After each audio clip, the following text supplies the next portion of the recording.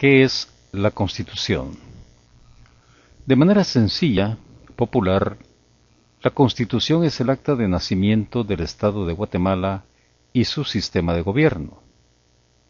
Es el conjunto de normas supremas que establecen la estructura del Estado de Guatemala y su funcionamiento.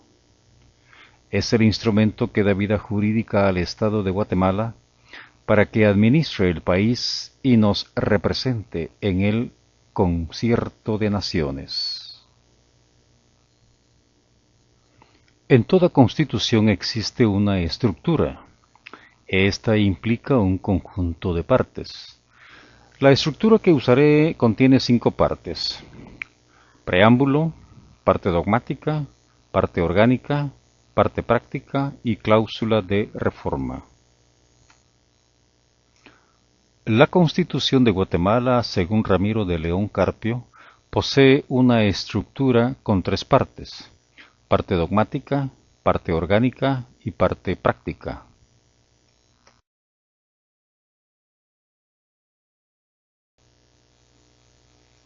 En su origen las constituciones contenían solo 2 partes, parte dogmática y parte orgánica, pero con el tiempo la estructura de las constituciones ha venido cambiando. Por ello, usaré la estructura de 5 partes. El porqué de las constituciones. En aquellos tiempos, el hombre, y después el hombre y su familia, y posteriormente el clan, no tenían un territorio fijo para vivir. Permanecían en un sitio hasta que los frutos se terminaban. Luego buscaban otro sitio. Eran nómadas, pero llegó un momento en que descubrieron el arte de la agricultura. A partir de ahí dejaron de ser nómadas y pasaron a ser sedentarios. Ya tenían un territorio sede. Ya hay un pueblo y un territorio. Asentados en un territorio, la convivencia comunal se fue desarrollando cada vez más. Con ello surgió el problema de las relaciones sociales y de las posesiones. Los más fuertes dominaban a los más débiles. Como consecuencia, el pueblo se reúne para buscarle solución al problema. Eligen a las personas que consideran más aptas para redactar una serie de normas que regule la vida de la sociedad, con el objetivo de que ya no impere el poder político sino el poder jurídico. Las relaciones y posesiones estarán regidas por el derecho y no por las decisiones del más fuerte. Consecuentemente, surge la Constitución. La Constitución que se mandó a hacer el pueblo fue con 2 objetivos puntuales. 1. Para proteger los derechos fundamentales de la población. 2. La creación de un gobierno para que velara por la protección de esos derechos y el bien común. La configuración de la Constitución implica tomar en cuenta: 1. Su contenido temático. 2. Las partes que la componen. 3. La distribución del contenido en cada una de las partes. Y 4. Su estructura. Contenido de la Constitución. Preámbulo. Título 1. La persona humana, fines y deberes del Estado. Título 2. Derechos humanos. Capítulo 1. Derechos individuales. Capítulo 2. Derechos sociales. Capítulo 3. Deberes y derechos cívicos y políticos. Capítulo 4. Limitación a los derechos constitucionales. Título 3. El Estado. Capítulo 1. El Estado y su forma de gobierno. Capítulo 2. Nacionalidad y ciudadanía. Capítulo 3. Relaciones internacionales del Estado. Título 4. Poder público. Capítulo 1. Ejercicio del poder público. Capítulo 2. Organismo legislativo. Capítulo 3. Organismo ejecutivo. Capítulo 4. Organismo judicial. Título 5. Estructura y organización del Estado. Capítulo 1. Régimen político electoral. Capítulo 2. Régimen administrativo. Capítulo 3. Régimen de control y fiscalización. Capítulo 4. Régimen financiero. Capítulo 5. Ejército. Capítulo 6. Ministerio Público y Procuraduría General de la Nación. Capítulo 7. Régimen municipal. Título 6. Garantías constitucionales y defensa del orden constitucional. Capítulo 1. Exhibición personal. Capítulo 2. Amparo. Capítulo 3. Inconstitucionalidad de las leyes. Capítulo 4. Corte de Constitucionalidad. Capítulo 5. Comisión y Procurador de Derechos Humanos. Capítulo 6. Ley de amparo, exhibición personal y de constitucionalidad. Título 7. Reformas a la Constitución. Capítulo único. Reformas a la Constitución. Título 8. Disposiciones transitorias y finales. Capítulo único. Disposiciones transitorias y finales. Todos estos temas constituyen el contenido de la Constitución. Las partes que componen la Constitución. Anteriormente establecimos que nuestro modelo de Constitución tendría 5 partes. 1. Preámbulo. 2. Parte dogmática. 3. Parte orgánica. 4. Parte práctica. Y 5. Cláusula de reforma. Seguidamente explicaremos en qué consiste cada una de estas partes. El preámbulo. Algunos tratadistas argumentan que esta no es una de las partes de la Constitución. Sin embargo, en él es donde aparecen los principios y valores del espíritu de la Constitución. El preámbulo, dice Ramiro de León, es el considerando de esta ley suprema. Consideramos que el preámbulo es el objetivo general y a él se ha de acudir para entender cualquiera de sus disposiciones cuando haya duda en cuanto a sus alcances. No se puede interpretar la Constitución sin tomar en cuenta su preámbulo. Consecuentemente, este es parte y fundamental de la ley suprema. Parte dogmática. En esta se encuentran los derechos humanos, los derechos individuales, los derechos sociales y los derechos inherentes a la persona humana. En esta parte se encuentran agrupados los derechos del pueblo, los que quiere que sean protegidos. Estos son los derechos que fundamentan la creación del Estado. Estos derechos no pueden ser tocados por el poder público. Sin embargo, en este país, debido a la aversión de convivir en democracia, al analfabetismo político, la ambición de poder y de dinero, la parte dogmática ha sido manoseada tantas veces, ignorando y pasándose sobre la Constitución, la ley y los tratados internacionales firmados y ratificados.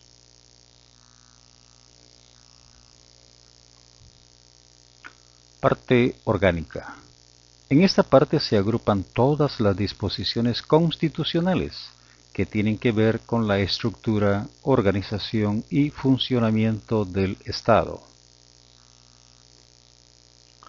Parte práctica. En este apartado se agrupan las disposiciones que se refieren a las garantías constitucionales para la defensa de los derechos humanos y para la defensa del orden constitucional. Las garantías constitucionales son los instrumentos jurídicos puestos a la orden de los ciudadanos para la defensa de sus derechos. Las garantías constitucionales son: 1. Garantía de exhibición personal.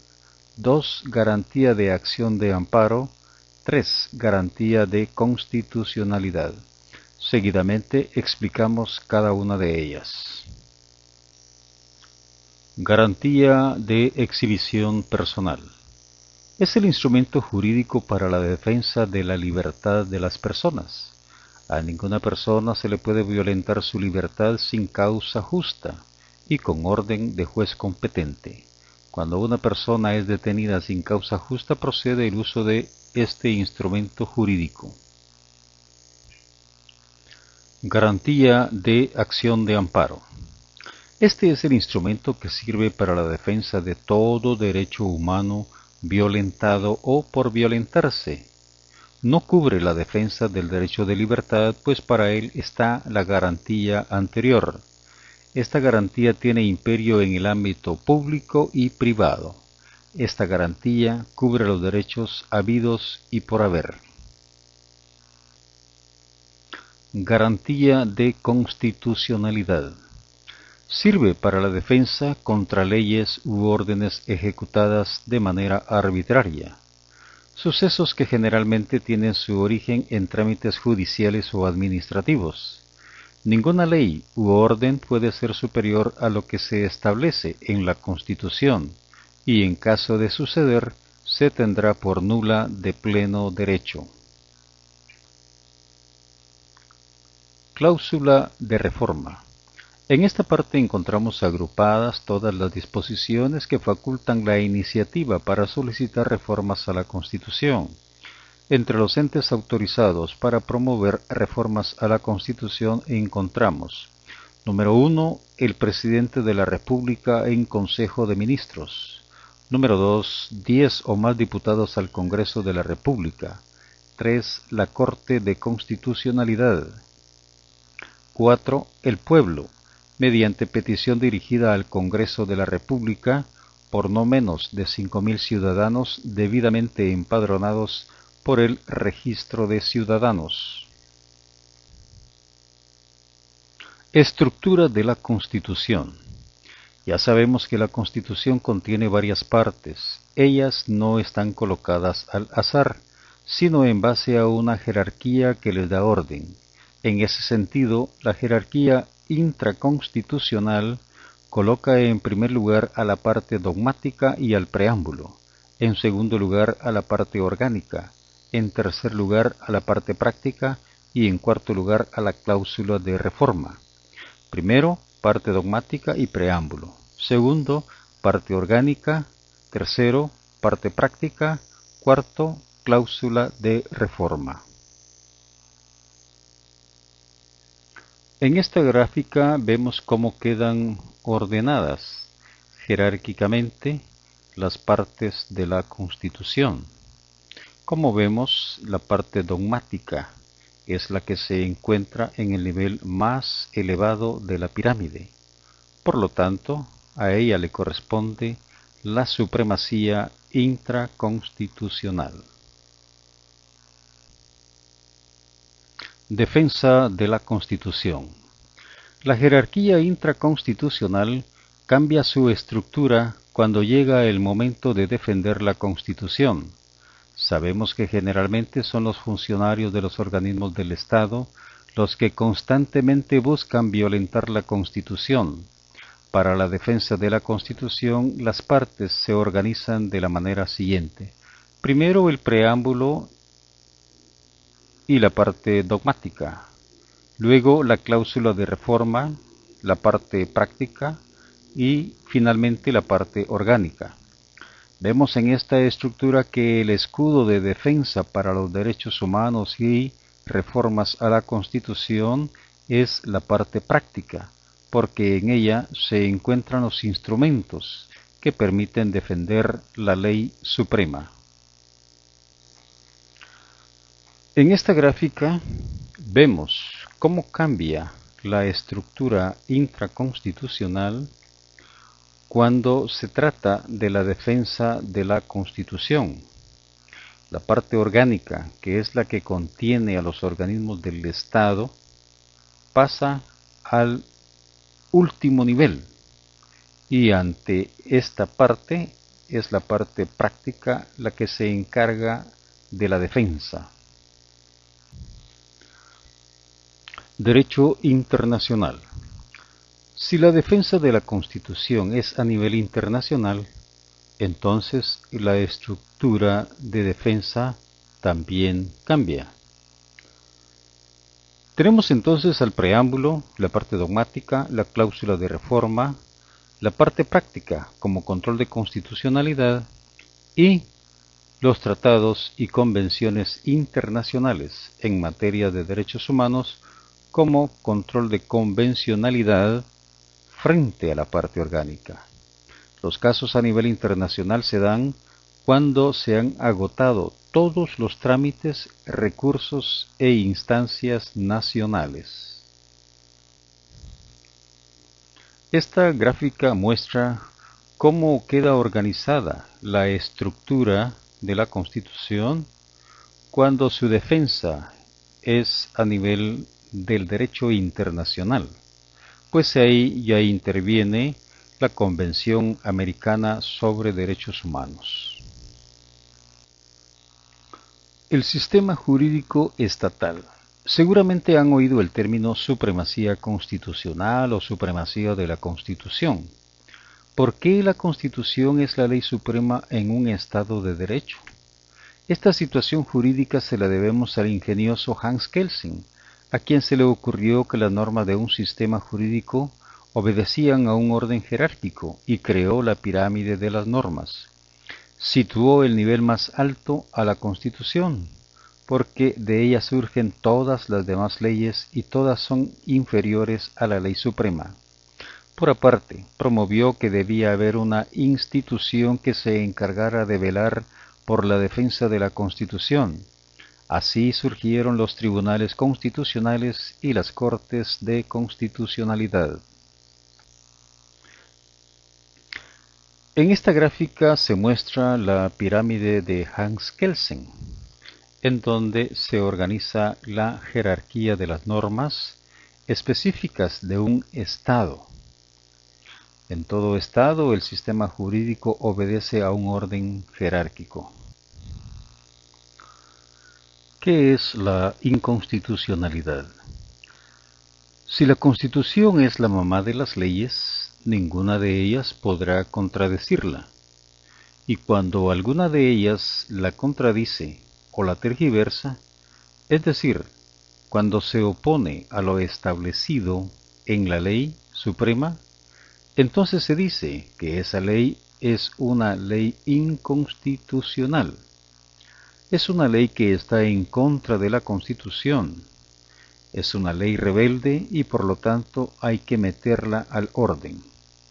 Hay leyes que debido a su rebeldía son expulsadas del sistema jurídico. En la gráfica se muestra cómo una ley contradice a la Constitución y cómo la otra está de acuerdo con ella.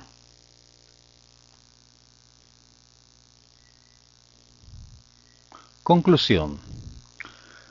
La Constitución es el conjunto de normas que regula la vida de la sociedad y estructura y organiza el funcionamiento del Estado para el bienestar de toda la población. La Constitución está integrada de varias partes: preámbulo, dogmática, orgánica, práctica y cláusula de reforma. La parte superior a todas es la parte dogmática. En el sistema jurídico nacional, la Constitución es la ley superior a todas las demás, pues es ella quien les da origen. Consecuentemente, ninguna ley es superior a la ley suprema. Cuando una ley se opone a la Constitución, esa ley es calificada de inconstitucional y puede ser expulsada del sistema jurídico. La Constitución contiene los derechos de los guatemaltecos y los instrumentos jurídicos que permiten la defensa de esos derechos. Errores, incongruencias o intrainconstitucionalidades en la Constitución. La Constitución es el resultado de una lucha de intereses del más fuerte sobre el débil. Consecuentemente, la Constitución posee intrainconstitucionalidades o vicios que favorecen a ciertos sectores. Como están en la ley suprema, poseen imperio, aunque no legitimidad.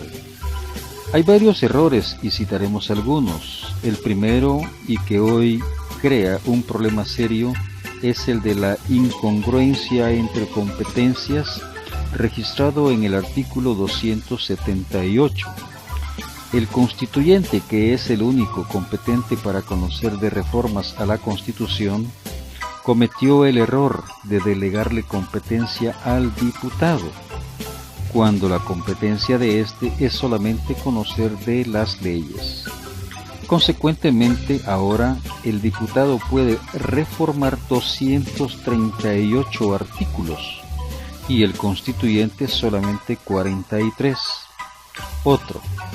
En el artículo 174 se le privó al pueblo de la iniciativa de ley, pues no aparece entre los entes autorizados.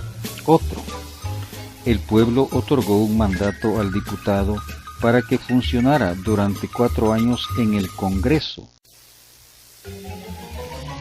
Pero en el artículo 160 se viola ese mandato.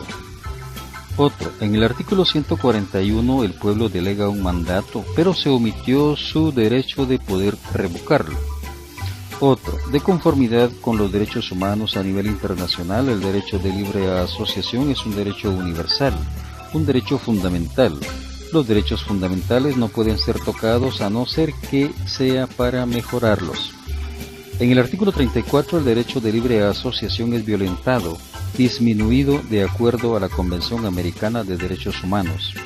Otro, en el artículo 90 se crea una ley que choca con el artículo 101. El derecho al trabajo de los profesionales universitarios se ve violentado por la colegiación obligatoria, pues si no está colegiado no puede ejercer su profesión. La ley de colegiación profesional no puede ser superior a lo que manda la Constitución en el artículo 101. Ante estos errores, incongruencias o inconstitucionalidades, no existe garantía constitucional que permita corregirlos. Debido a ello, se hace necesario crear el control intraconstitucional, el cual será útil para poder corregir las disposiciones intraconstitucionales afectadas del vicio de la inconstitucionalidad. Solo así se podrá mantener la armonía que debe prevalecer en la intraconstitucionalidad.